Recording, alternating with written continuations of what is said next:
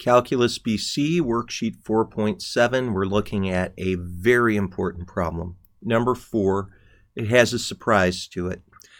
We have a 10-meter long piece of wire and it's cut into 2 pieces. Let's just say it's now looking like so. The first piece I will say is X meters. The second piece, think about it, it will have to be 10 minus X meters. By way of just common sense, like if that first piece would have been 2 meters, the second piece would be 10 minus 2, which would be 8. But that first piece is going to be bent into one shape and the second into another. Now one shape is going to be a square, the other is into an equilateral triangle. I'm going to make the first shape be an equilateral triangle. We have X units total, so we'll have X all over 3 for each of its segments. This second piece, I'm going to bend into a square, and perhaps it's not that large, but you can see that we'd have 10 minus X all over 4 and 10 minus X all over 4.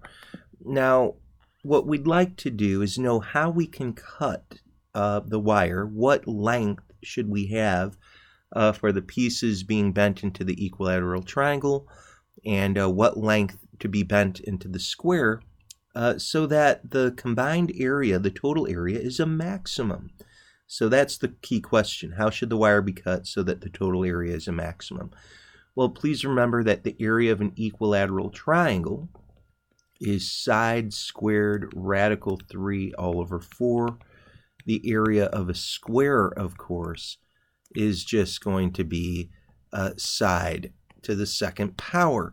So if we were to work this out, this area right here would be X over 3, square that, radical 3 all over 4.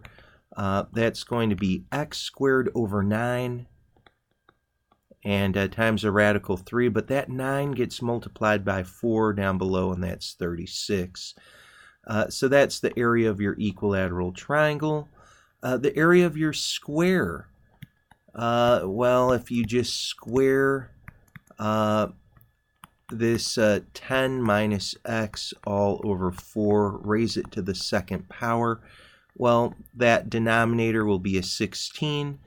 And look, if I were to square 10 minus X squared, it's kind of like squaring A minus B quantity squared. That becomes A squared minus 2AB plus B squared. So what are we going to have? 10 squared is 100. Take your middle term, AB, which is negative 10x, but double it. We'd get negative 20x. And then we'll say plus x squared. We'd have that. So the total area, and we can call that T, is going to be x squared radical 3 over 36. And right here we can add to that, and we can even start doing an I heart math, like 100 over 16 minus 20x all over 16 plus x squared all over 16. And of course, if we were to divide out the 100 and the 16 by 4, we'd have 25 all over 4. If we were to reduce that, divide out a 4 here, we'd have 5. Down below we have a 4. Okay, so that works out pretty nicely. So at this point we have T is equal to x squared radical 3 over 36. I'm going to bring this other x squared right next to it, x squared over 16. Then we'd have a minus 5x all over 4, and then we have our constant of 25 over 4. This is our total area. But we'd like to optimize it. So I'm going to take a derivative, and the derivative of x squared, well, you bring down the 2, you'll have your x, you'll have your radical 3, but the 2 is going to cancel with the 36, you'll have an 18. Plus here you bring down your 2, you'd have an x all over 8, and here the derivative of negative 5/4 x, that's just minus 5/4. And as we look here, we can set this equal to 0. And my word, as we begin to wrestle with how to solve this, we can definitely do a little bit of work to clean this up. Most certainly we can go ahead and add a 5/4 over here to this right-hand side. And if you wanted to, you could even do a little bit of factoring out. You could factor out this x right here, and you'd have radical 3 over 18 plus a 1/8. And, solving, definitely not the prettiest looking answer at all.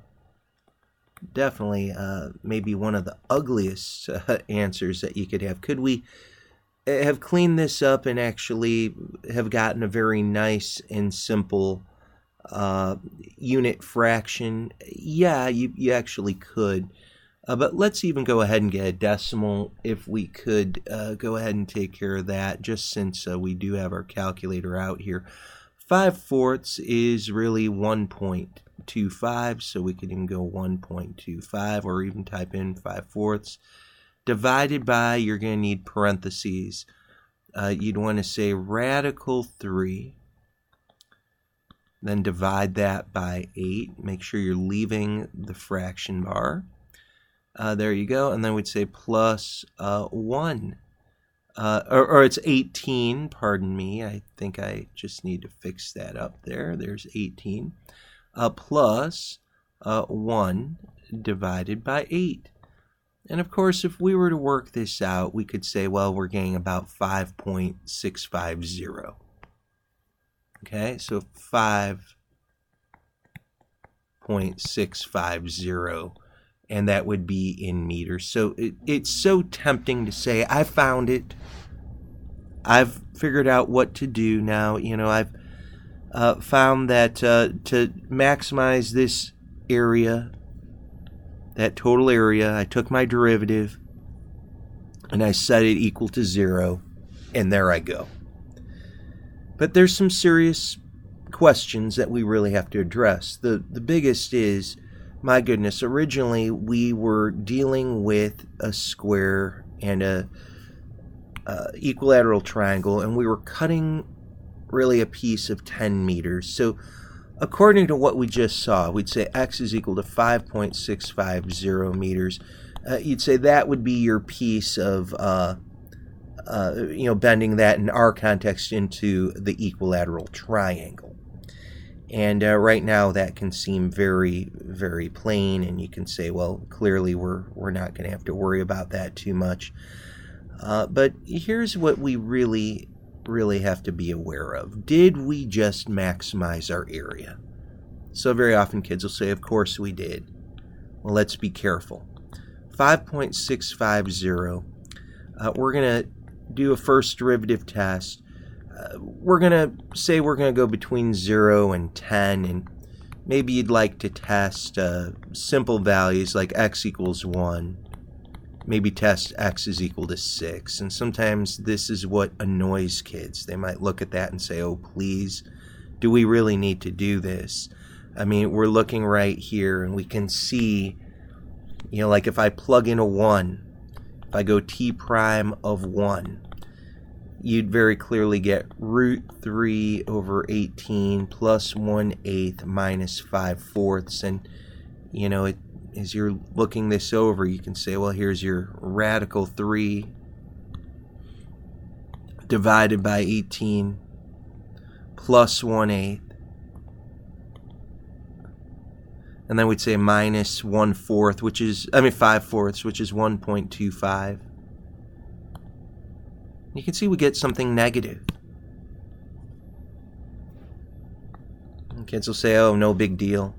But look, what would happen if I plugged in a 6? So I plugged in a 6. 6 over 18 is 1/3. We'd get root 3 over 3. 6 over 8, well, that's actually 3/4. You might say, okay, well, so let's take a look at that. Look, I could get radical 3 divided by 3, pardon me, hit divide, plus 3/4. You know what? 3/4 is really just 0.75. How about we type it in like that?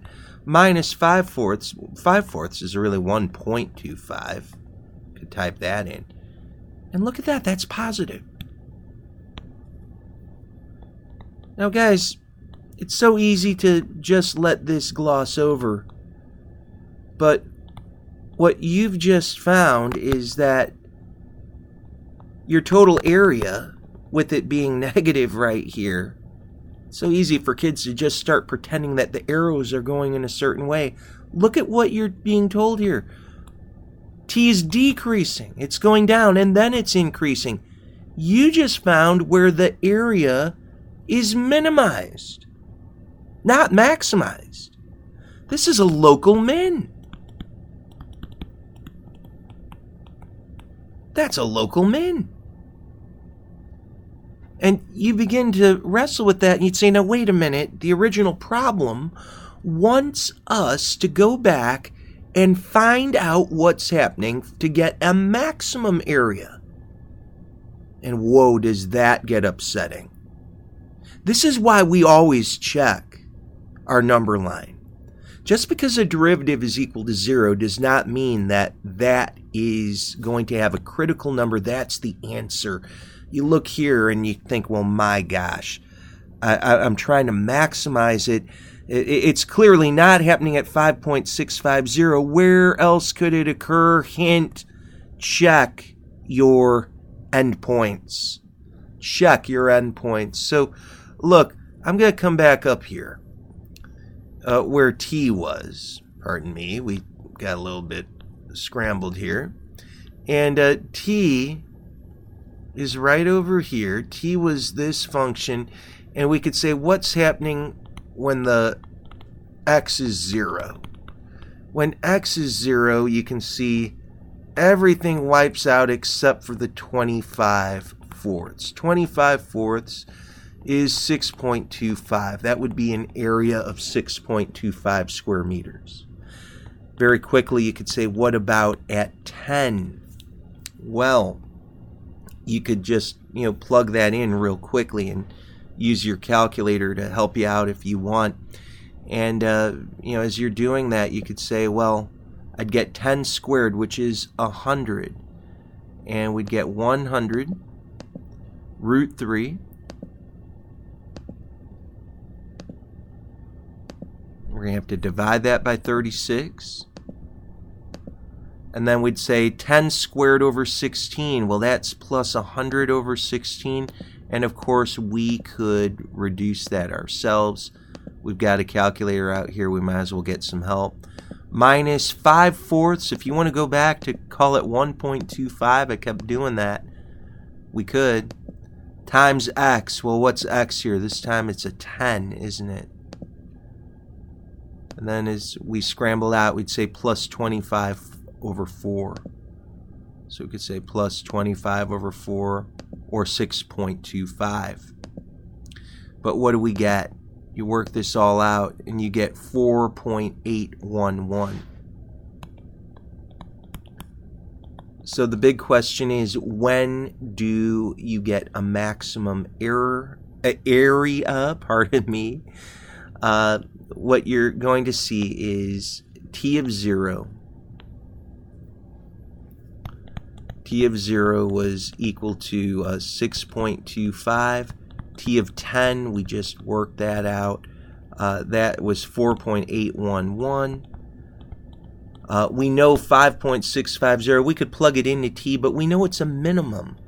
It's a local minimum, so there's no way it's going to be a maximum. So what I know is that the maximum area is 6.25. It occurs when x equals 0. That is, when there's no triangle. When the triangle isn't used at all.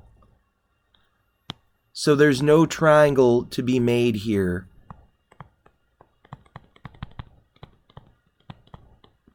You're just having the square. By the way, that's how companies can decide to cut products. They'll say, hey, we're trying to deal with making two things. No, just make the one and then we'll maximize our profit.